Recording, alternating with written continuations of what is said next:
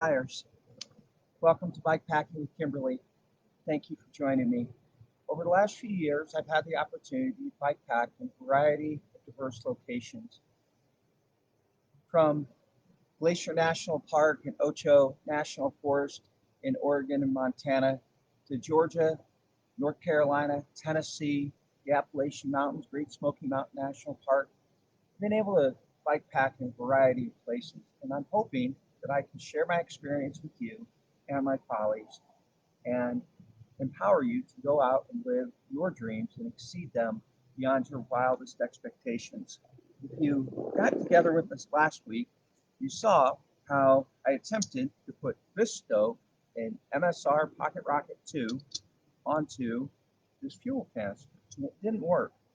So it turns out that I've used this stove enough that I've actually worn out the threads. Um, how I found that out was shortly after the video, I called Bridget at Earth Adventures here in Fort Wayne, local camping store. If you have a local camping store, I highly recommend that you use them as a tool to as a resource, because let's face it, if you only buy stuff online, when you have a problem like I did last week, nobody's going to be there to help you. So I called Bridget and said, Bridget, I need your help. I need a stove. And so we went over there. She got out this new Pocket Rocket 2 stove, and they made a couple minor changes to it. The arms are a little bit different. Body's a nice red anodized. The very first thing we did is we looked at the threads here. I know you can't see them from there, but we looked at the threads, and lo and behold, the threads are defined here, where on this, they're just worn out. So I'm going to keep this as a badge of honor. Um, I wore out a stove. I bike pack enough that I've worn out a stove. So we're going to set that there. Um, Before I screw this on, there's two different types of fuel canisters. And basically, you have an 8-ounce canister and a 4-ounce canister. The brand names, they don't really matter. Propane, it is what it is. There's other stoves, alcohol, maybe other things that might work better, altitude or in extreme cold. Ultimately, these work really well.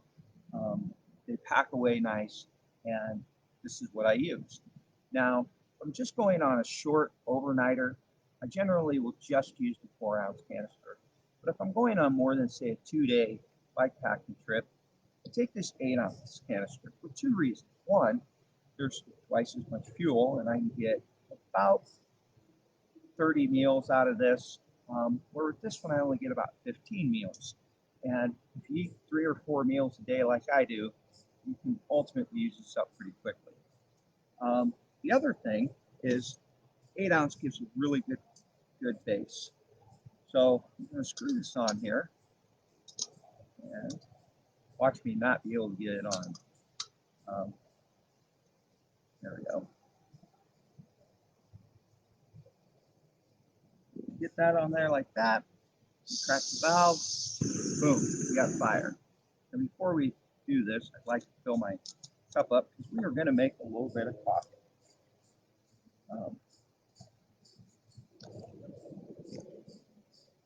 As I told you in a couple of episodes ago, I am a big fan of detachable hoses. If I'm going to use a hose, I want it to be detachable.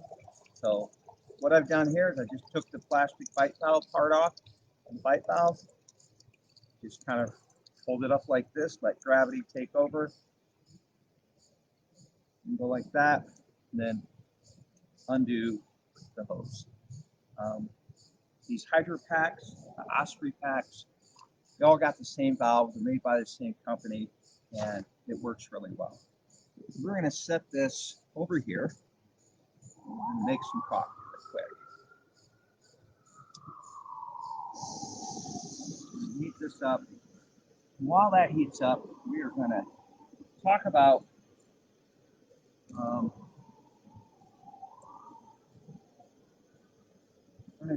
what clothing I take with me. Of course, one thing I forgot to bring with me today, because used it yesterday, is a sweatshirt. So this bag here, this goes on the back. This is my terrapin, Relevate terrapin bag. I'm going to turn that down a little bit, kind of loud. Um, so when I go bikepacking, one of the things that I really truly want to accomplish is be healthy, to experience the outdoors. And to do that, you can't have sores, you can't have, you know, everything that comes along with just basically being dirty all the time. And so when I get to camp, one of the first things I do, I get out of the bra that I'm wearing, I get out of the bike shorts and put a pair of what I like to call my townie shorts. You know, something I can wear not just in that are just bike shorts. We're going to stick those in there. The other key to hygienic health is an extra pair of bike shorts. Generally, I will rotate bike shorts day in and day out. Because I am kind of a wuss, maybe, I don't know, a lot of times I'll wear two pairs of bike shorts, one pair against my skin, another pair on the over, and it kind of doubles up the chamois. Make sure you have a good fitting saddle, because if you don't have a saddle that fits well, this is only going to make things worse. This is not going to solve the problem of a bad fitting saddle. So extra pair of bike shorts. And what I do is like this, today I wear the pair I'm wearing, tomorrow I'd wear this pair against my skin back and forth. Let them breathe a little bit. Before we get into that, socks. Socks are hugely important. So I usually have a couple of pairs of cycling socks plus the pair I'm wearing, because let's face it, if your feet get wet, it's really easy to swap out a pair of socks and do that a couple of times a day rather than stopping and letting your shoes dry out. You know, it just happens. And then for nighttime, I have a wool pair of socks that I like to use. Again, I forgot to bring my sweatshirt. Not exactly certain why that happened, other than I used it yesterday, and it is what it is. I carry an extra t-shirt because, let's face it, you're going to get this dirty, you're going to tear them, you're going to get holes in them. Having another t-shirt is really beneficial. Those of you that followed my 100 days of bikepacking this summer probably noticed that I had the same t-shirt on all the time. Well, I actually have two of that same kind of bright orange, pinkish tank top. And I would rotate them. I actually had this one t-shirt also with me. All right, so what else do we have here? We got a lot. I carry a buff. This particular buff I got from Community Cycles. Joey, thank you very much. I use this. This is Community Cycles in Boulder, Colorado. If you're ever in Boulder or you're listening there, go to Joey. Say, Joey, Kymberly says hi. I use this buff a lot. Absolutely love it. You take medication. It's important to have your medication with you. You don't want to be skipping stuff like that. Let's face it, if you're doing more than a day or so of bikepacking, having chargers is hugely important. So I have a couple of fast chargers for my Garmin and the Garmin battery. I've got a wall outlet and various cords. All that fits in there like that. Now, what do I carry with me for hygiene? I carry some butt paste for certain. Some hand lotion because I'm going to get sunburned. This helps keep your skin halfway decent. Toothpaste. And I personally use a kid's toothbrush. There's people that talk about having cut down a toothbrush or this or that. I do this because of space, but I also don't like a cut down toothbrush because the handle just doesn't feel right in my hand. And let's face it, who the hell wants to grow up? Let's just be kids forever. That's why I use a kid's toothbrush. And then because I'm highly allergic to poison ivy, it seems like I'm always getting bug bites or poison ivy, I carry some itch cream. Cortisone 10 is what this particular brand is, not particular on any particular brand. The last thing I carry, because hold on, I'm forgetting a couple of things here. So I have a pair of toenail clippers for the long, very long bike rides. I carry a compact because, let's face it, when you're out there, just being able to take a look and see how beautiful you are or how actually dirty you are. That helps. And then the last thing I carry is a razor and some shaving cream because let's face it, after 3 or 4 days not shaving my legs, it's pretty porcupine. I can't sleep when I'm poking myself. So to keep difference, let's face it, the shaving cream I use doesn't come in a hand cream container, but this container is really handy. I just put a little electrical tape on there just so I can tell the difference. Works out pretty well.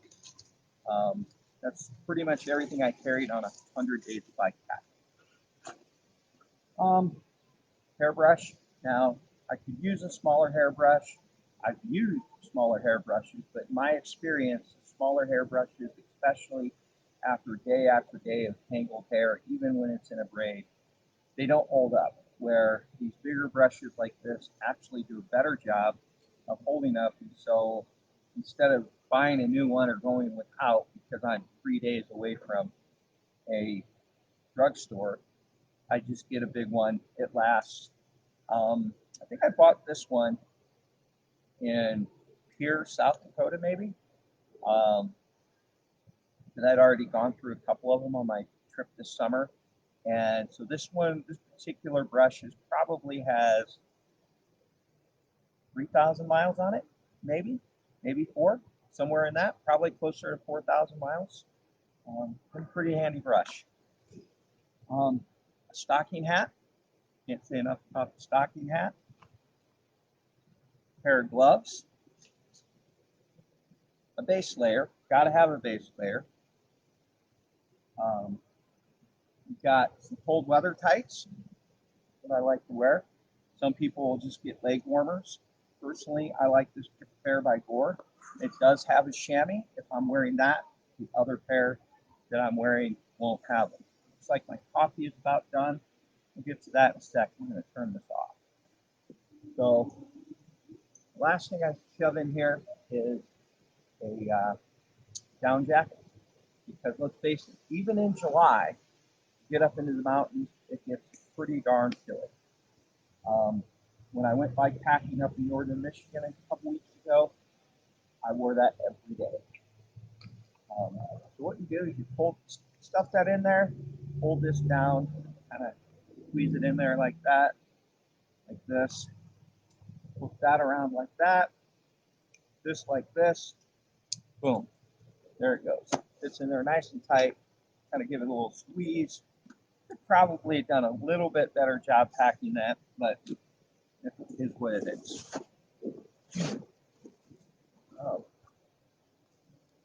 So what we do next, we've already got the housing, the carrier mounted. This is a Relevate Terrapin bag. There's a couple of straps here.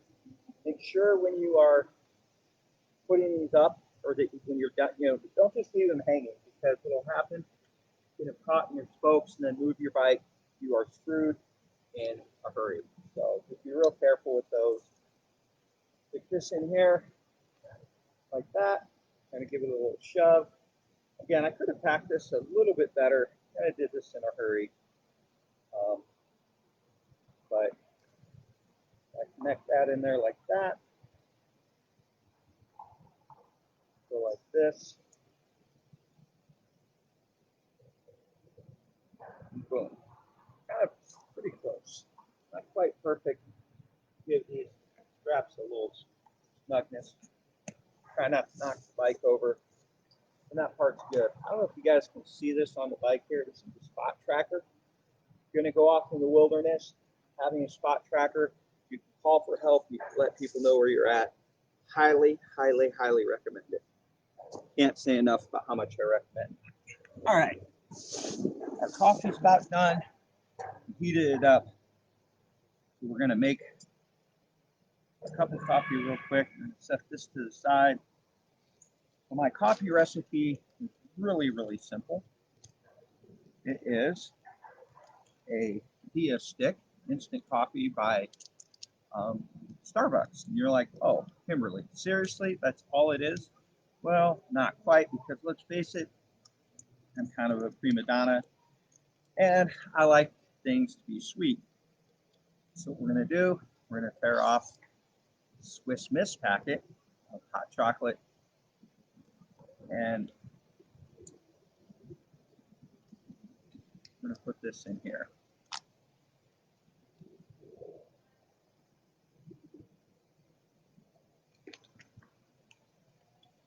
Like that. And then pack out what you packed in, folks. Don't ever litter in the woods. Go like that. Give it a little stir.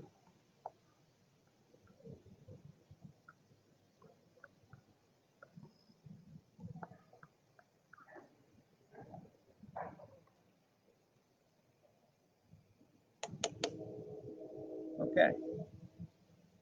Cheers. Hot coffee. Really hot. Very hot. We're going to leave the lid off. I'll show you how to pack up the stove last. All right, where were we? So, follies. I went to blow up my air pillow. Then I sat on it and I broke the air pillow. So that is, you missed it. It was about 3 minutes before airtime, and the air pillow won't hold air. We'll see what we can do about it. But what we're going to do next is we are going to put the air mattress away and the quilt. The bag that I use for the quilt is the Relevate Pronghorn. You have this Dyneema bag that everything fits into. This particular bag has kind of held up. I nudged my bag against some barbed wire when I was wrestling against the fence, and I put a hole in it. That hole has actually been somewhat beneficial. Some of this taping's coming off of here. But again, you know, for more than 6,000 miles of bikepacking, 7,000 maybe, almost 8,000 possibly. Bag's actually held up pretty well. Pretty happy with that. So I would recommend that. We're going to take the pillow, move the quilt off to the side, and now, while I roll up this sleeping pad, we need to talk about it a little bit, because, you know, the idea of a sleeping pad is so that you're not heating the ground. This thing is so, so important. And I'm not going to beat a dead horse, because I did talk about this during my very first Facebook Live. And of course, I cannot seem to get this out of here. But hey, there's not many people watching. So, what would I do with my spoon? Sometimes you just got to get a little leverage. And folks, this is real life. This is what bikepacking is all about. It's kind of like the misadventures. You got to be kidding me, though. It's always something.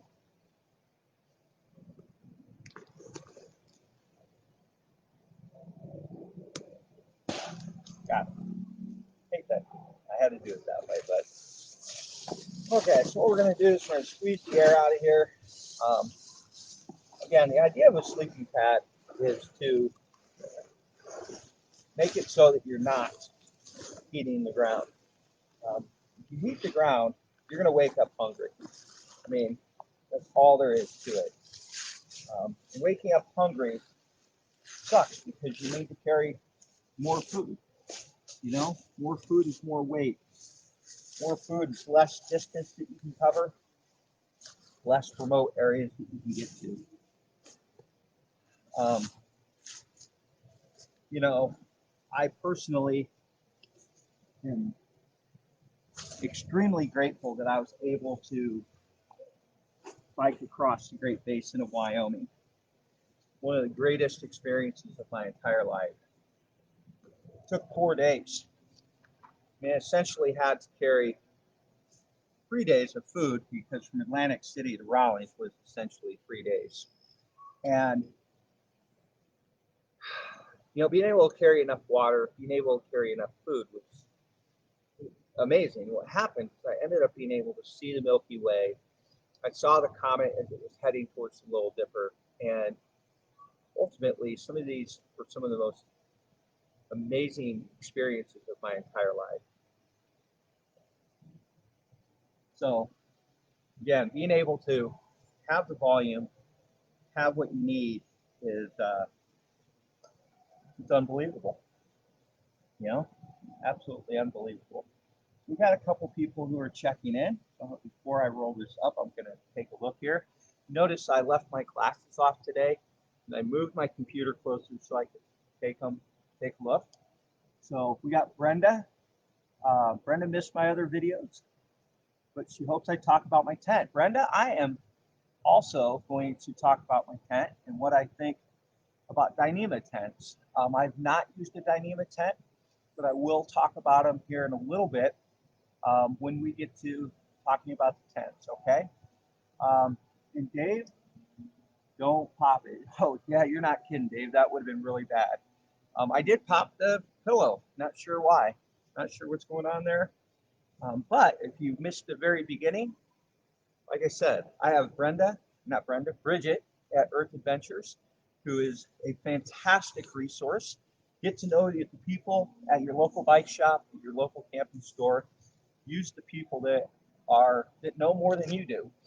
And then eventually you'll be able to help somebody else. We're always learning. Gear is always evolving. So I roll that up like this. And then you got this little handy stuff sack. I don't know that it's absolutely required that we have used this stuff sack the way that I'm going to end up putting it in this Dyneema bag.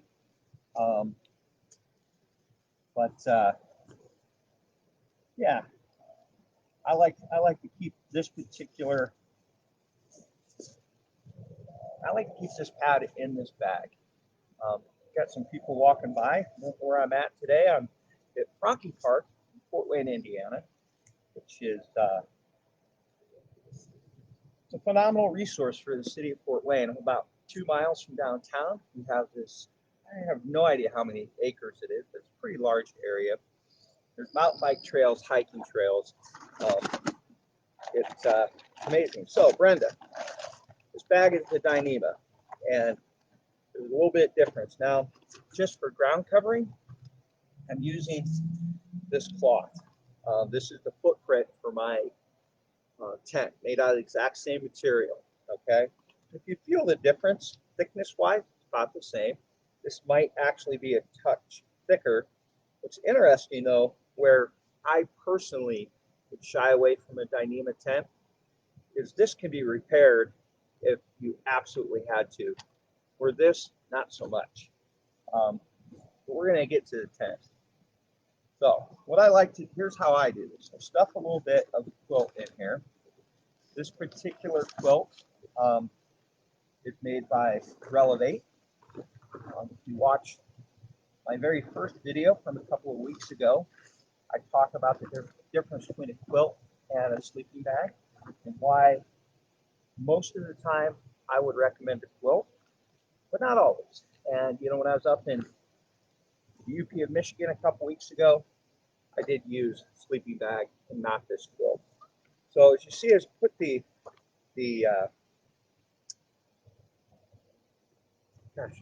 how's that? How for a brain fart for a second. Put the sleeping pad in there with the quilt. What I'm trying to do is just stuff this in here. Okay. Now I'll put this in here. Again, I'm using a down quilt, down sleeping bag. I put in the same bag exactly the same way. The biggest difference between a quilt and a sleeping bag is how well they pack down in volume.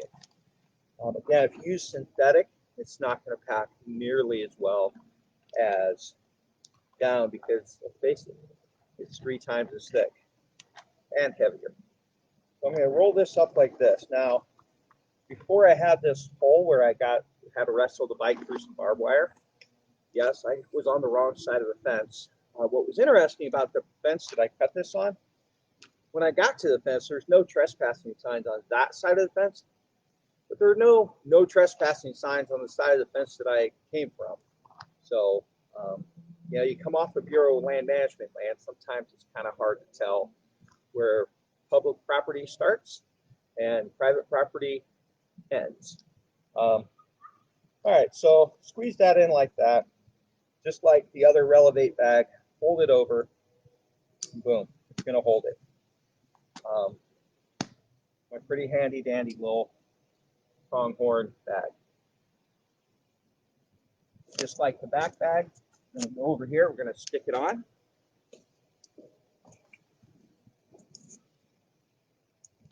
I'm going to turn this so you can see it a little bit. Again, notice how I have this up here, okay? Don't want to leave the stuff hanging down, because if you do, and then move your bike and it gets caught in your spokes, that is bad. That's very bad. Just cinch that in there like that. I go like this. There are a couple of straps here, a couple of buckles. Kind of give it a little tightening if you need it. Boom. It fits in between the handlebars really well. Denise asked a question. Denise asked a question last week about the cow chipper style handlebars. I've used this bag, this setup on multiple bicycles. My Diverge has handlebars that are 4 centimeters narrower and no flare like the cow chippers. And so this particular setup does work. All right, we're going to talk about my tent. I currently use a Big Agnes Fly Creek 2. I used a couple of different things. In 2019, I used a small emergency bivvy, which is essentially a aluminum foil type nylon sleeping bag. And when I slept out in Montana, it wasn't enough. I was freezing cold and ended up seeking shelter in a pit toilet because I wasn't warm enough. So I'm not a big fan of the bivvies for a couple of reasons. One, you can't sit up in them and change your clothes when you're wet. There's just a lot going on there. So I'm going to turn the camera just a hair so that we can look at this tent, and I'm going to kind of go through a couple of the items that I do with them. So 1 second here. All right, I think that's going to show up pretty well. All right, cool. Might raise this a hair because I'm standing. So one thing you'll notice comparatively from last week is that I have the rain fly on here. The last couple weeks I didn't have the rain fly on. I didn't really need it. There's a ton of tents out there. Again, I'm not a big fan of the bivvies. I think that for the weight of a bivvy versus a tent, you're not gaining much. For me, the keys to bike packing are water, food, volume, not getting stranded. When you're carrying a tent, the difference between this one, which is a 2-person tent, and an HL1 is about 3 ounces. That's not enough for me to justify carrying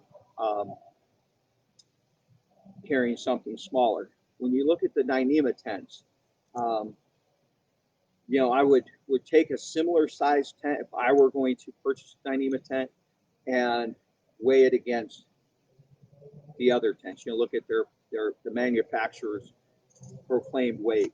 My friend Joe Stiller and his wife Tina, they use a Dyneema tent, so I really got to, when I bike packed with them a couple weeks ago, I really got a chance to take a really good look at it, and it's a phenomenal material. For me, I don't think it's A, worth the cost, B, worth the risk of damaging when I can easily repair this. So what we have here with these tents, I'm going to turn this down just a tick, is you have a rain fly. One thing I like to do is, I didn't put all the stakes in, but when I get into my tent here, normally my shoes will lay right here. My bags that I don't want to get wet, they're going to be like right here. For the most part, that's where I keep everything that I'm not sleeping with. So what we're going to do, also, there's not an absolute requirement that you use a bike packing tent. But there's some advantages to using a bike packing tent. I'm going to take this stake out and kind of show you. I'm going to undo the tent just for a little moment. One of the advantages to the big Agnes bikepacking tent, they have a lot of features like this helmet mount. There's a spot where the helmet goes. Personally, I think it's a great idea, but you've got to get the tent really, really tight, the rainfly tight, because if you don't, occasionally the helmet will touch the rainfly and then boom, you wake up with a drip dripping onto your head. But for the most part, 90% of the time, my helmet lived right here. I'm going to take that out.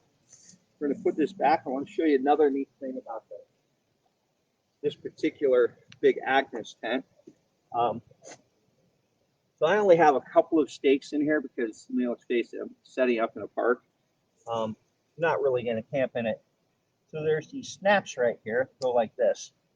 One of the coolest things about the big Agnes system is the way that the poles are designed. Now, in this particular case, we can undo this pole here, like this. Oh, wait a second, I'm doing this wrong. You can undo the snaps here from underneath, okay? Let the tent fold down, okay? Over here, hi Mom, hopefully everybody can see me. Okay, and then the idea is we'll undo this back part like that. Undo this. What Big Agnes is thinking about when they did this is that you can undo this all in one shot like this. Okay, I must have forgot to undo a snap. Now, in theory, this is a great practice. It's supposed to work pretty well. The fact is, I never personally was able to get it to work that great for me. So that's not how I do it.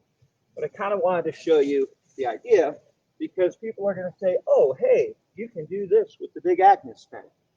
And the fact is, in my case, I'm not very good at doing that. The other thing about it is having your rain fly, which my rain fly is usually pretty damp in the morning, where the rest of this isn't. So what I end up doing a lot of times is I have a couple of bags, these polecat bags I'm going to put this in. I have a couple of them, and I end up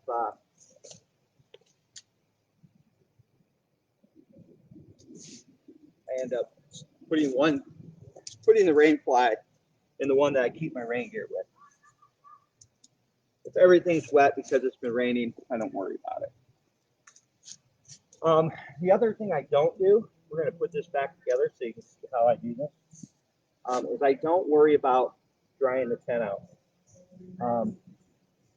At some point during the day, I'm going to stop and eat some lunch, and that's when I dry my tent out, or my rain fly, or whatever needs it.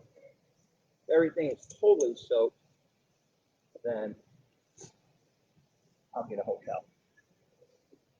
Hopefully you guys can hear me all right. All right, so I'm gonna grab my other steak and put the steaks away here. Go in this bag. That's my bag for my pole. See, we got some more people joining me. I'll get with you guys in just a second, but thank you. Thank you so much for joining. Yeah, and Big Agnes, really awesome product. Just unsnap those like that. Tent kind of folds in on itself. Normally, the footprint is going to be underneath the tent. So we're going to move that there in a minute. Okay. Hopefully you guys can see this. The way this works, we undo this. Now, this particular Big Agnes tent with these short stick poles, it came with a bag designed to not only hold this with, but to store it inside of your handlebars. I don't particularly use that because you can see I'm using the pronghorn by Relevate, and that works pretty well for me. So get those in there like that, kind of unfold that one. No right way or wrong way of doing this. You know, Big Agnes makes side mount tents. MSR's got a side mount tent, you know, tent you can get in from the side. You know, some people, you're going to have your preference. Personally, I don't think you have to have a bike packing tent, but it helps to have something that packs up small, because in bike packing, volume is the number one thing that you need to worry about when it comes to how things pack. Because let's face it, volume is going to determine how much food you can carry and water. So we're going to move the rain fly off of here, kind of straighten this out. Like I said, normally the tent is going to be underneath, or the footprint's going to be underneath the tent. Who else do we have here? We got Jeannie. Hey, Jeannie, how are you? So Jeannie, for those of you that don't know Jeannie, she's a super cool person. Always seen her every day for a long time when I was going to work. And she also lives right on my favorite road for my training route. And then we have David. Thank you, Dave. I appreciate it. I did vote. I voted on Tuesday. And Carrie, don't worry about it, Carrie. You're doing good. The time change is fine. But thank you, Carrie, for joining me. And David, thank you. You know, one of the beautiful things about this country is we're all a little bit different. We get to vote. We get to participate in our democracy. We may not all agree with who the candidates are, but we do have a responsibility to do our civic duty to vote. And you may win, I may win, we may all win. But the idea is that we make America better for all of us. All right, back to bike packing. I get off my soapbox. So let's see here. Kind of get this in here, just kind of hold it up. You know, again, there's no real right way, wrong way. The idea is just to get everything stuffed away. So personally, this is how I like to do it. Just kind of get it like that. This bag here is going to go on the fork. This is a polecat by Relevate. And you might be seeing a theme here. Relevate bags, Big Agnes equipment. You know, part of it is that I've bought a lot of equipment over the years and found what works and what doesn't work. These particular products are lasting thousands upon thousands of miles in all types of weather conditions. So on this particular tent, I find that for me, I like to take this and stuff this in. Make sure that the poles and the tent stakes are not kind of crooked. So I just kind of stick this in like this. Hopefully everybody can hear me just all right.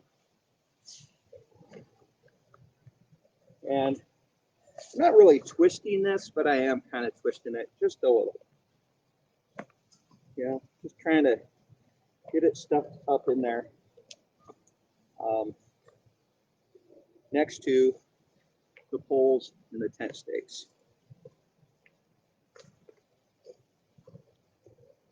You know, again, I could have used the bag that this came with. It would have been just fine. The material is a little bit thin. There's times when, at least in my bike packing, where I crash, where I lean this up against bushes and all kinds of stuff. So you see how I'm doing this. Just kind of holding this, kind of getting it stuffed in here. I don't know if you can see that, but getting it in there. And then the big thing about my rain fly that I find is don't start in the middle. I like to start at an end, because if I start in the middle, invariably I trap an air pocket somewhere, somehow, and then I got to redo it. Again, if this was wet, I would store it in the bag similar to this, but on the other side of the bike, which I don't actually have with me right this second.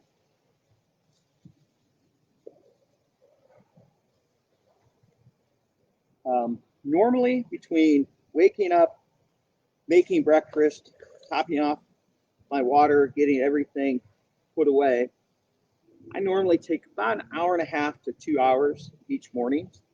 I don't try to rush things. I've been a little faster than that. I've been a little slower.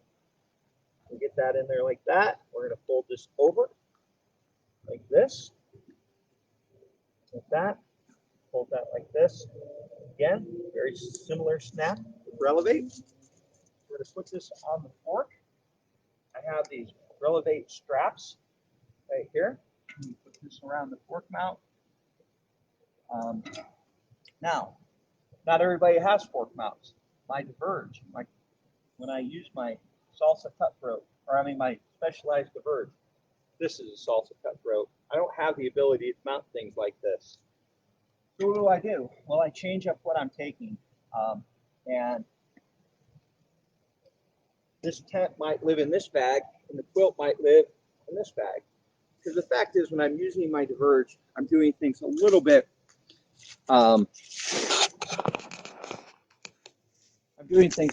more lighter weight, a little bit faster. The idea is to be a little faster. And I really hate to waste a cup of coffee, but I want to show everybody what I'm doing here. Oh man, it's really a good cup. Let's see here. Chris, amen, Chris, or Kymberly. Thank you, Chris. And Nick is on here. So Nick has said hi. How long does it take? Oh, I already answered that.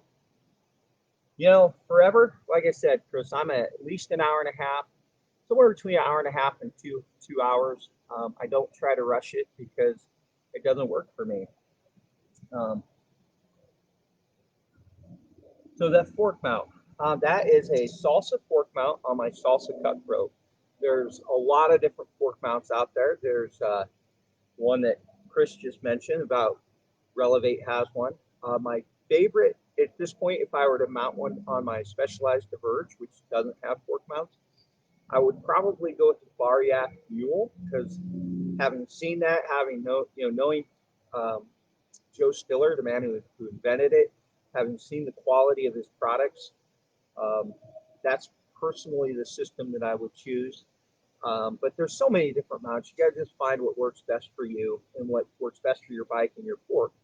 Because let's face it, use what you have. You don't have to go out and build an expedition style bike. One of the biggest reasons why I built this bike is so that I could take my camera gear with me.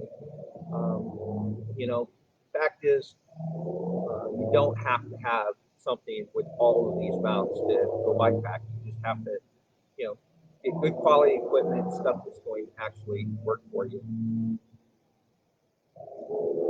Doug says, all right, Doug says he can't wait to see the setup on the Diverge. I'll tell you what, we'll do the setup on the Diverge next week. How's that? Next week, what do we got going on? So this weekend, I am having a clinic, a women's only clinic in Howell, Michigan. I've got to thank Heather Harrison for all of the work that she's done to make this possible. We have, I think, 6 or 7 participants, going to be hands-on, really intimate. We'll be covering all of this and much, much more. And then after that, we have the Peoria Area Mountain Bike Association. They have 7 mountain bike tracks.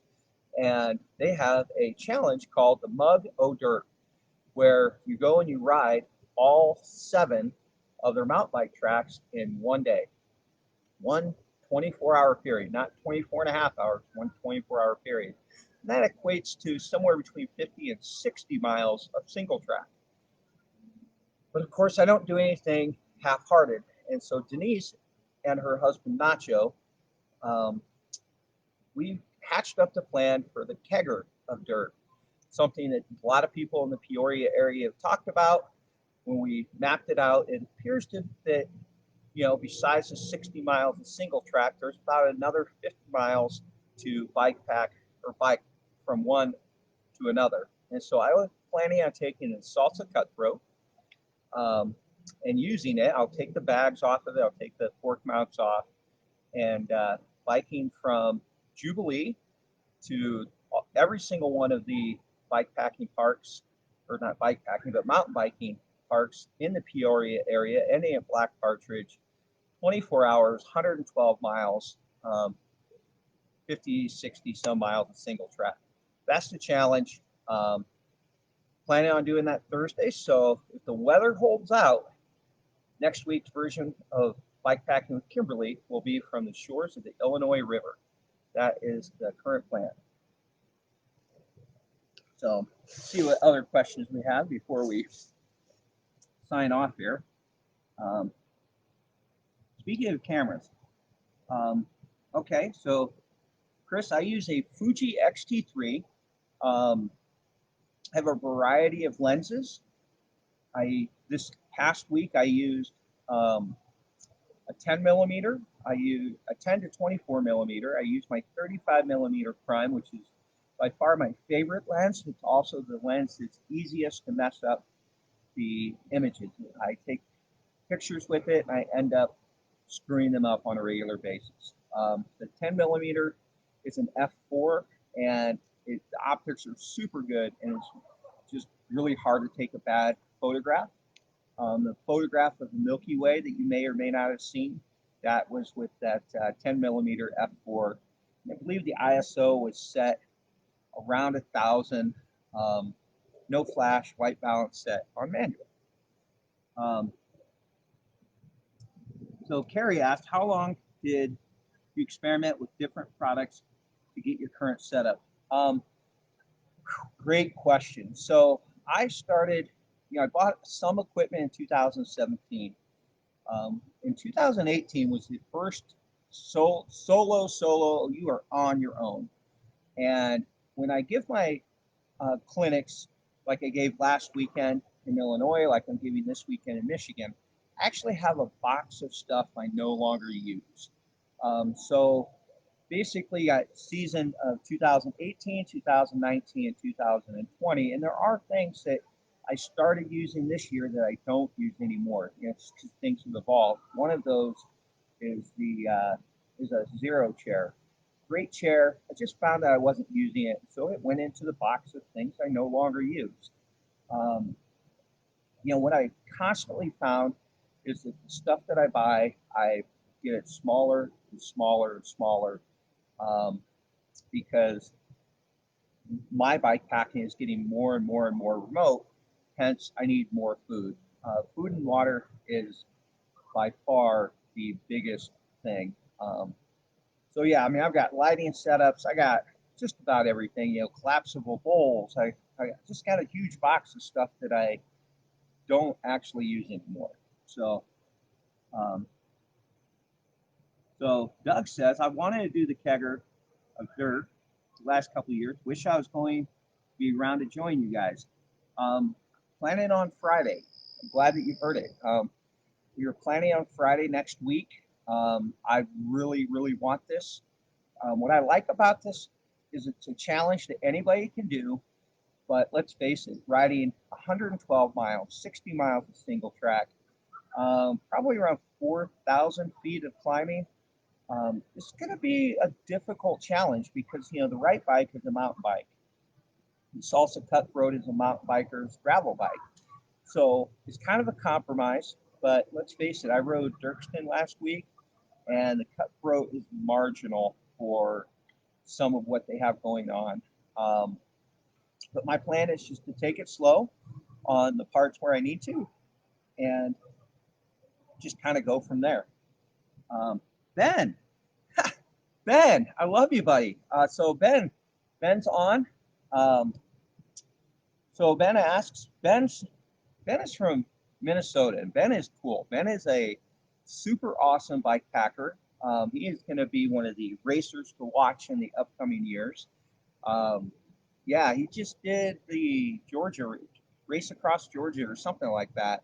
And results don't really matter. It's how that you line up and B, what you do after you line up. And Ben, he gives it everything he has, his heart. And I think all of us that have done some ultra endurance racing have, we've DNF, we've won some, we've lost some, we've had top tens, we've had middle of the packs, we've sometimes just struggled to finish. So super proud of Ben, super proud of having Ben as my friend. And so he's asking, any issues with waterproof zippers failing? No, actually, I've not had an issue with the waterproof zippers failing. Um, Remarkably, I did have an Arkell bag in 2018 that I just struggled with the zipper itself, but the zipper didn't fail. I didn't have a problem with the zipper failing. The zipper constantly got caught, and which is why I don't actually use that bag anymore. Nothing against Arkell. I mean, they make a great product. It's just that particular bag for me and the dirty environment, it just wasn't the right bag for the right setup. But no, I've not had problems with zippers failing. The only thing I really have zippers on are if you look behind me, the top two bag next to the seat post is a Burra Burra bag by Specialized. Now I've got a few of those bags. I use it on this bike, my Diverge, my Damani. I have a couple of Burra Burra half frame bags. Those have the same zippers. Never had any trouble with any of those zippers. Derek from Free Toast Breadworks is who made my frame bag, and the zippers themselves are fantastic. I'm not a big fan of cloth poles, and so what you'll see, if you were to look really close, which I'm not going to move the camera so you can, is I remove the cloth tab and I put on key rings, because that's what works really well for me. I feel like whether my hand is gloved, whether it's non-gloved hand, it's easy for me to reach and open and close the zippers while I'm riding without looking. And so that's worked really well. But again, no failures. Everything's worked really well. Wow, we have been on for 51 minutes. I am amazed. Everybody who's joined me, again, thank you so much. It's time to put the coffee away. I want to show you how I pack up my pot. Normally, it's just a good cup of coffee. I hate to do that, but coffeeneering, if you don't know what it is going bikepacking or biking and taking your coffee with you. So what a great place. We're going to dump that out. Normally, I would dry it out a little bit more, but I have these handies. I always carry a bandana. This thing works really well. We're going to wipe this out here a little later. Probably not. Probably still be a touch damp. But this is how I do my dishes. Really, this is real life. Why you carry this? We're going to take that like this. We're going to put the handkerchief like that. 4-ounce canister goes in here like this. We're going to fold that over. We're going to fold the handles in. I'm going to unscrew this one. I had a cap around here somewhere that I lost for this.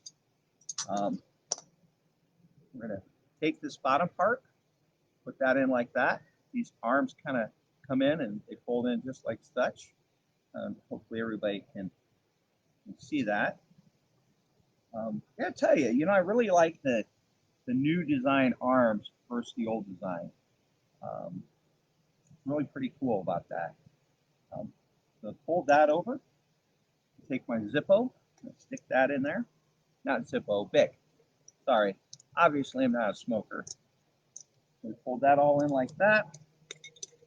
Make sure your little tab is down.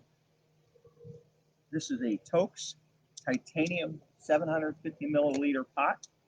Absolutely love this thing. Love the carrying case that it came in. That goes like that. All of this will go in my frame bag. The Toaks titanium spoon will go in here. Yeah, a couple more questions, it looks like. So Nick asked, coffee. If so, instant pour over French fries or French press, Cowboy? I'm a French press guy, but it's a hassle to clean up. Nick, if you go back to the beginning, I showed my recipe, but I do instant. What I do is I'll show you. I do You're probably, being a French press guy, going to go, oh my God, gag me with the spoon. But I use the Via instant sticks and a hot chocolate mix. That's how I get my mocha. That was a medium roast. Here's a dark roast that I actually used today. This one is a French roast, not dark roast. I'm not that particular because let's face it, I'm masking the flavor with the chocolate. The coffee part is for caffeine. Um, so Brenda says, thank you. I learned some great things. Thank you so much, Brenda, again for joining me. I really appreciate it. And Carrie says, curious about the answer to Nick's question. You didn't miss it. I've just given it to you again. And Nick says, nice. Again, everybody, thank you for joining me today. I'll keep doing these as long as I can. I'd like to keep doing it Thursday, 4 p.m. Um, like I said, next week we're going to shoot for 4 p.m. Eastern. It's going to end up being 3 p.m. Eastern or Central Time because the goal is to shoot from the Illinois River. Again, we need a little bit of luck because right now the forecast has been rainy a lot in central Illinois and the mountain bike trails are a little bit damp. So we need them to dry out. We're going to go for the kegger of dirt. And you heard it here first. I'll be posting it on the Ride with GPS route here in the next day or two. Yeah, looks like we have one more question. Quentin says, thank you. Quentin, thank you for joining me. I'm Kymberly Byers. Ta-ta for now.